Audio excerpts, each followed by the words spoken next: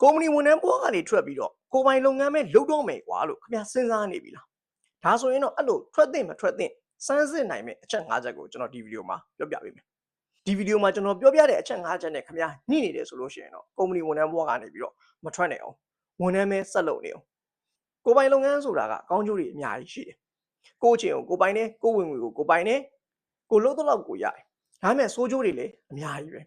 လာစဉ်ဝင်ငွေမရတာမျိုးငွေတွေအိတ်နေတာမျိုးနောက်အနာဂတ်မှာဘာဖြစ်လို့ဖြစ်မှန်းမသိပဲနဲ့စံတော်ဝါးနဲ့လုပ်နေရတာမျိုးဒီလိုဆိုးကျိုးတွေလည်းရှိတယ်ဆိုတော့ကိုယ်ပိုင်လုပ်ငန်းလုပ်တာဒီကောင်းတယ်အဲ့လိုမျိုးကိုယ်ပိုင်လုပ်ငန်းလုပ်ဖို့အတွက်မျှော်လင့်ချက်ထားတာရည်မှန်းချက်ထားတာဒီကောင်းတယ်သို့ပေမဲ့ကျွန်တော်အခုပြောပြမယ့်အချက်၅ချက်နဲ့ညှိနေသေးတယ်ဆိုလို့ရှိရင်တော့ကုမ္ပဏီဝန်ထမ်းပဲဆက်ပြီးလုပ်ပြီးတော့နောက်အနာဂတ်မှာကိုယ်ပိုင်လုပ်ငန်းတည်ထောင်လို့ရအောင်ကြိုးစားတာကပို့ပြီးတော့သင့်တော်လိမ့်မယ်ဆိုတော့အဲ့အချက်၅ချက်ကဘာလဲဆက်ပြီးတော့ကြည့်လိုက်ကြရအောင်နံပါတ်1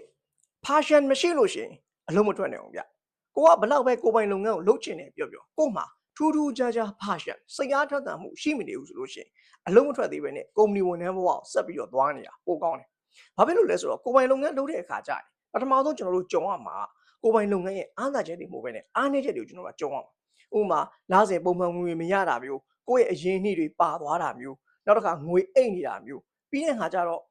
ပုံမှန်ဝင်ငွေမရတဲ့နှစ်ပေါင်းများစွာကိုကြော်ဖြတ်ရတာမျိုးအခက်အခဲမျိုးစုံစိန်ခေါ်မှုမျိုးစုံကိုကြော်ဖြတ်ရတယ်ဒါတွေကိုကျွန်တော်တို့ကကြုံရမှာအဲ့လိုကြုံရတဲ့အခါမှာဒါတွေကိုစိတ်ရှည်ရှည်နဲ့ consistency ပေါ့နော်တသက်မှတ်တဲ့စိတ်အားထက်သန်မှုရှိနဲ့ကြော်ဖြတ်ဖို့ဆိုတာက passion လို့တယ်အဲ့တော့ passion ဆိုတာကမျိုးစုံရှိတယ်ဥပမာကိုကအားကစားမှာ passion ရှိတာလားစက်မှုလက်မှုလုပ်ငန်းမှာ passion ရှိတာလားဒါမှမဟုတ်အမှုပညာမှာစိတ်အားထက်သန်တာလားမျိုးစုံရှိတယ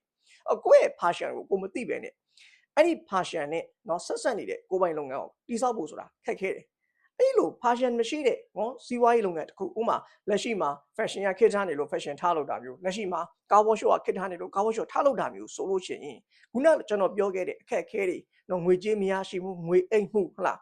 စိန်ခေါ်မှုဒါတွေနဲ့ကြုံတဲ့အခါမှာကိုကစိတ်ပြက်ပြီးတော့ငါတခြားလုပ်ငန်းပြောရင်ကောင်းမလားမသိဘူးဟိုဟာလေးလုပ်ကြည့်ရင်ကောင်းလားမသိဘူးငါမှားသွားလားမသိဘူးဆိုတော့နှောင်သားတွေရလာလိမ့်မယ်အဲ့ခါကြလို့ရှိရင်ကိုယ့်လုပ်ငန်းရေရှည်တည်တတ်မှာမဟုတ်ဘူးရေရှည်မတည်တဲ့တဲ့လုပ်ငန်းတစ်ခုကဘယ်တော့မှမအောင်မြင်ဘူးဒါကြောင့်ကိုကကိုယ်ပိုင်လုပ်ငန်းလုပ်ဖို့စိတ်ကူးရှိနေတယ်ဆိုလို့ရှိရင်ကို့မှာ passion ရှိတာအဲ့ဒီ passion နဲ့ပတ်သက်တဲ့ကိုယ်ပိုင်လုပ်ငန်းကိုကိုမှစဉ်းစားထားတာရှိတာအဲ့လိုမရှိဘူးဆိုလို့ရှိရင်တော့လက်ရှိကုမ္ပဏီဝန်ထမ်းဘွားနဲ့ပဲဆက်ပြီးတော့လုပ်လေအဲ့လိုရှိလာတဲ့ခါကျတော့မှလှုပ်ထွက်ပြီးတော့ဟလာကိုယ်ပိုင်လုပ်ငန်းလုပ်ဖို့ကိုစဉ်းစားပါလို့ကျွန်တော်ကအကြံပေးချင်ပါတယ်နံပါတ်2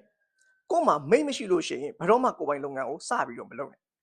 ကိုယ်ပိုင်လုပ်ငန်းတစ်ခုကိုလုပ်တဲ့အခါမှာကိုယ်မှာမိတ်ရှိနေဖို့လိုတယ်မိတ်ဆိုတာကကိုကလုပ်ငန်းတစ်ခုကိုစတည်ထောင်လိုက်တဲ့အချိန်မှာချက်ချင်းလာပြီးအားပေးတဲ့မိတ်ဆွေမျိုးဒါမှမဟုတ်လို့ရှိရင် customer ပေါ့ဒါမျိုးကိုဆိုလိုတာကို့မှာ passion တစ်ခုရှိတယ်ဆိုတော့ကိုက car workshop လုပ်ချင်တယ်ကိုကဒီစက်မှုလက်မှုလုပ်ငန်းတွေနဲ့အရင်စိတ်ဝင်စားတယ်ဒါပေမဲ့ကို car workshop မှာလာပြီးတော့ကားလာပြင်မဲ့မိတ်ရှိမနေဘူးဥပမာကားပွဲစားတော်လည်းကောင်းကားဝယ်ရောင်းတော်လည်းကောင်းသို့မဟုတ်ကုမ္ပဏီတွေကားတွေအများကြီးရှိတဲ့ကုမ္ပဏီတွေဒီလိုမျိုးမိတ်တွေရှိမနေဘူးဆိုလို့ရှိရင်ကိုယ့်လုပ်ငန်းကိုစပြီးတည်ထောင်တဲ့အခါမှာအခက်အခဲရှိနေတယ်ဘာလို့လဲဆိုတော့လုပ်ငန်းတစ်ခုကိုစတည်ထောင်တဲ့အချိန်မှာလူတော်တော်များများကိုယ့်လုပ်ငန်းအကြောင်းမသိဘူးကိုယ့် brand ကိုမသိဘူးကိုယ့်ရဲ့ quality ကိုမသိတဲ့အတွက်ကြောင့်မလို့ကိုယ့်စီမှာလာပြီးတော့ဝန်ဆောင်မှုတွေလာအပ်ဖို့ကိုယ့်စီကပစ္စည်းတွေကိုလာဝယ်ဖို့ဆိုတာခက်ခဲတယ်အဲ့ဒီအချိန်မှာလုပ်ငန်းရဲ့ပထမအစ6လတစ်နှစ်လောက်တောင်းခံနိုင်မှုအတွက်ကူညီပေးမဲ့မိတ် customer ဆိုတာလိုအပ်တယ်အဲ့တော့ကိုကအဲ့လိုမျိုးမိတ်ကရှိမနေဘူးဆိုလို့ရှိရင်ကိုယ်ပိုင်လုပ်ငန်းကိုမစနိုင်ဘူးကုမ္ပဏီဝန်ထမ်းကလည်းမထွက်နိုင်ဘူးအဲ့ဒီအမိတ်ကိုအရင်ဆုံးရှာကိုကခုနလိုမျိုးဥပမာပြန်ပြောရမယ်ဆိုရင်ကိုကကားဝေါရှော့လုပ်ဖို့စိတ်ဝင်စားတယ်ဆိုလို့ရှိရင်အဲ့ဒီကားဝေါရှော့နဲ့ပတ်သက်တဲ့မိတ်ကိုမှရှိလားမရှိဘူးဆိုလို့ရှိရင်အဲ့ကားဝေါရှော့တစ်ခုမှာကိုကဝန်ထမ်းသွားလုပ်တာမျိုးဒါမှမဟုတ်လို့ရှိရင်အဲ့လိုမျိုးကားဝေါရှော့နဲ့ဆက်ဆက်နေတဲ့လုပ်ငန်းတွေမှာဝန်ထမ်းသွားလုပ်တာမျိုးကပို့ပြီးတော့အသုံးတည့်တယ်ဒါကြောင့်ကိုယ်ပိုင်လုပ်ငန်းတစ်ခုကိုလုပ်တော့မယ်ကုမ္ပဏီဝန်ထမ်းဘဝကနေထွက်ချင်နေတယ်ဆိုတဲ့အချိန်မှာကိုမှမိတ်ရှိလားပြန်စဉ်းစားမိတ်မရှိသေးဘူးဆိုလို့ရှိရင်ကုမ္ပဏီဝန်ထမ်းဘဝပဲခဏလေးဆက်ပြီးတော့နေမိတ်တွေကိုရအောင်ရှာ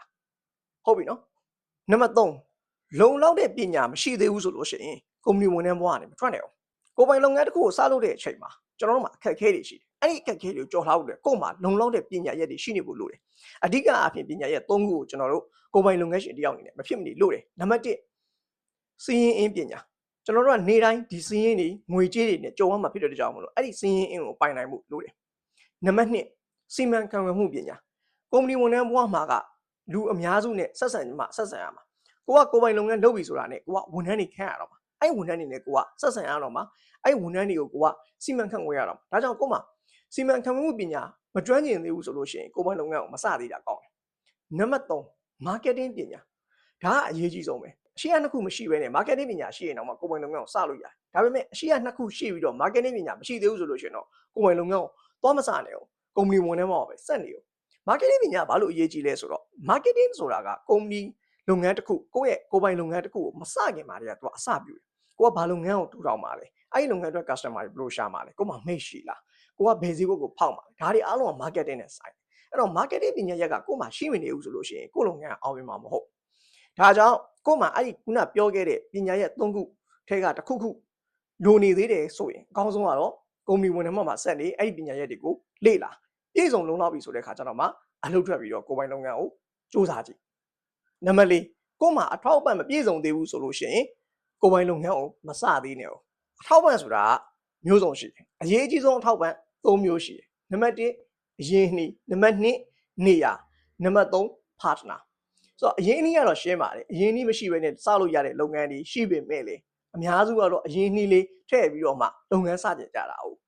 အရာလုံးမှာနေရာစကားပြောတယ်နေရာကောင်းမရှိဘူးဆိုလို့ရှိရင်ကိုကလုပ်ငန်းကိုတည်ရတာခက်ခဲတယ်နံပါတ်3ကကျတော့ partner ကိုရီးယားတဲ့လုပ်ငန်းတစ်ခုကိုစလုပ်ဖို့ဆိုတာကစစချင်းမှာခက်ခဲတယ်ဒါကြောင့်ကိုက partner ခေါ်ရတယ်share ရှင်မဲ့ဖြစ်ဖြစ်ကိုဟာလာအကြံဉာဏ်ပေးမဲ့ partner ပဲဖြစ်ဖြစ်ဒါမှမဟုတ်ကိုလုပ်ငန်းမှာစီမံခန့်ခွဲမဲ့လူပဲဖြစ်ဖြစ်ဒီလိုမျိုး partner ကလို့တယ်ဆိုတော့အဲ့ဒီမရှိလို့ရှိရင်ကိုယ်ပိုင်လုပ်ငန်းကိုစလို့မရတော့ဘူးလားဆိုတော့အဲ့လိုလည်းမဟုတ်ကျွန်တော်တို့ online လုပ်ငန်းတွေဖြစ်တဲ့เนาะ digital marketing ဟာလာ freelance စသဖြင့် online ကနေလုပ်တဲ့လုပ်ငန်းတွေကတော့ဒီ၃ခုမလို့ကိုကအဲ့တော့အဲ့လို online လုပ်ငန်းမျိုးကိုလုပ်နိုင်တယ်ဆိုလို့ရှိရင်တော့ဒီချက်ကိုထည့်စဉ်းစားကြမလို့ပေမဲ့ဖြစ်နိုင်ရင်တော့အဲ့၃ခုအထောက်ပံ့ရှိနေရင်တော့ပိုကောင်းတယ်ဒါကြောင့်နံပါတ်၄အထောက်ပံ့တွေမပြည့်စုံသေးဘူးဆိုလို့ရှိရင်ကုမ္ပဏီဝန်ထမ်းဘဝနဲ့မထွက်နိုင်အောင်အဲ့ထောက်ပံ့တွေပြည့်စုံအောင်လုပ်ပြီးတဲ့အခါကျတော့မှထွက်ပြီးတော့ကိုယ်ပိုင်လုပ်ငန်းလုပ်ဖို့စဉ်းစားပါနံပါတ်5အရေးကြီးဆုံးချက်အရှိရ၄ချက်ပြည့်စုံနေပေမဲ့ဒီနံပါတ်5အချက်မရှိဘူးဆိုလို့ရှိရင်လေခင်ဗျားကိုယ်ပိုင်လုပ်ငန်းကိုစလို့မရသေးဘူးကုမ္ပဏီဝန်ထမ်းပဲဆက်လုပ်နေတယ်နံပါတ်5အချက်ကဘာလဲဆိုတော့ဈေးမရောက်တတ်လို့ရှိရင်ကိုယ်ပိုင်လုပ်ငန်းကိုလုပ်လို့မရဘူးကိုယ်ပိုင်လုပ်ငန်းလုပ်တယ်ဆိုတာတကယ်တော့ဈေးတယ်လုပ်တာပဲဝန်ဆောင်မှုပဲရအောင်ကုန်ပစ္စည်းပဲရအောင်အားလုံးကဈေးတယ်ပဲဆိုတော့ကိုကဈေးရောက်တတ်ဖို့လိုတယ်ဈေးရောက်မှရှက်တယ်ဈေးရောက်မှမဝင်မြဲဖြစ်တယ်ဈေးရောက်တဲ့အလုပ်ကြီးကိုဟလာနေကြတဲ့အလုပ်ကြီးလိုမြင်မိတယ်အဲ့လိုမျိုးဆိုလို့ရှိရင်တော့ကိုယ်ပိုင်လုပ်ငန်းကိုစလို့မရအောင်နောက်ဆုံးကကျွန်တော်တို့ကဈေးရောက်မှာပဲလေ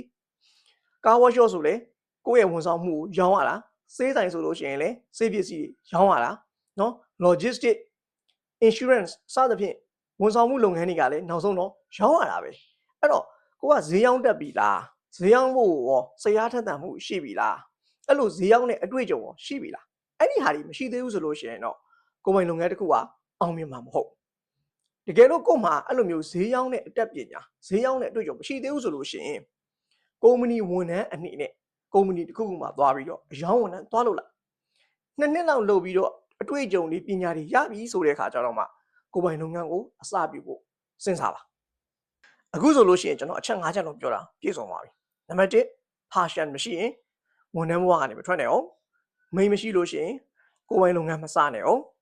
ပညာတွေမပြည့်စုံသေးဘူးဆိုလို့ရှိရင်ကုမ္ပဏီဝန်ထမ်းဘဝနဲ့ဆက်ပြီးတော့သင်ရုံအထောက်အပံ့တွေမပြည့်စုံသေးဘူးဆိုလို့ရှိရင်အဲ့ထောက်ပံ့တွေကိုဝန်ထမ်းဘဝနဲ့ပဲဆက်ပြီးတော့ရှာဖွေအောင်နောက်ဆုံးနံပါတ်5အချက်ကိုကဈေးမရောက်တတ်သေးဘူးသို့မဟုတ်ဈေးရောက်ဖို့အတွက်အစင်းသင့်မဖြစ်သေးဘူးဆိုလို့ရှိရင်အယောင်းဝန်ထမ်းဘဝကိုအရင်ဦးဆုံးဖြတ်တန်းကြည့်အောင်ဆိုတော့ဒီအချက်5ချက်ကိုနားထောင်ပြီးသွားတဲ့အခါမှာခင်ဗျားတို့ရဲ့ခေါင်းထဲမှာအတွေးတစ်ခုရသွားပါလိမ့်မယ်ဆိုတော့ဘလို့အတွေးမျိုးရသွားတယ်ဆိုတာကိုကျွန်တော်ဗီဒီယိုအောက်မှာ comment လေးမှန်ပြောပေးလို့ရပါတယ်ပြီးတော့ကိုယ်ပိုင်လုပ်ငန်းအစပြုဖို့အတွက်စဉ်းစားနေတာရှိတယ်ဆိုလို့ရှိရင်လည်းကျွန်တော်ဗီဒီယိုအောက်မှာ comment မှန်သွားပေးပါကိုလို့ချင်တဲ့လုပ်ငန်းကို comment မှန်သွားပေးပါလိုအပ်တဲ့အကြံဉာဏ်လေးကျွန်တော်တက်နိုင်သလောက်ပြောကြားပေးပါမယ်ကျွန်တော်ဗီဒီယိုဆိုရင်နောက်မိတဲ့အတွက်ကျေးဇူးအများကြီးတင်ပါတယ်